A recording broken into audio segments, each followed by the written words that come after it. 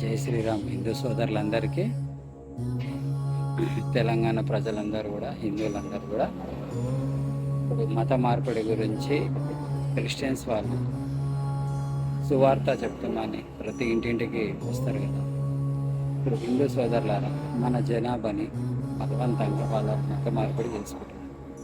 అలాగే మనం కూడా వాళ్ళు సువార్త అని ఎవరైతే వస్తారో, అయితే మీ చుట్టుపక్కల వాళ్ళు ఎవరిని మెల్లగా ప్రయత్నం చేస్తుంటారో సువార్త అని వచ్చిన వాళ్ళు, మనము మన సర్పంచ్ ఎలక్షన్లలో, అలా మామూలు ఎలక్షన్లలో, బ్యాలెట్ పేపర్ ఎలక్షన్స్లలో మనం అయితే స్వాస్తిక్ గుర్తు వేస్తాం కదా, ఇంకుని.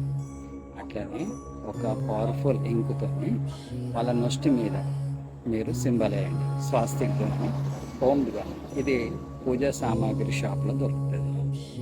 అయితే లేదు అంటే టాటూ అనే వేయండి, స్వాస్తిక్ కానీ ఓంకారం కానీ వేసి దాని కింద లేదా పక్క జై శ్రీరామ్ అని రాయాలి.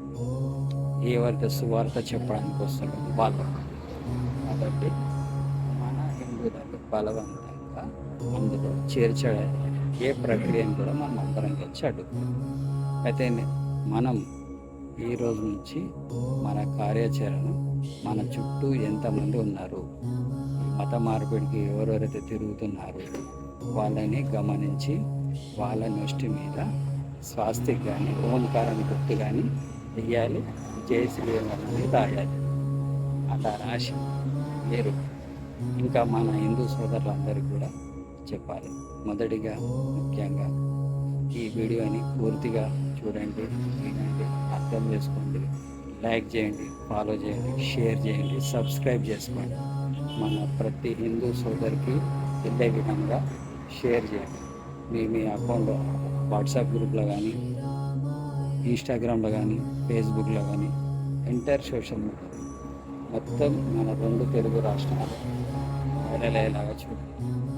మీ ఒపీనియన్స్ కూడా కామెంట్ రూపంలో తెలపండి. అందరికీ జై శ్రీరామ్.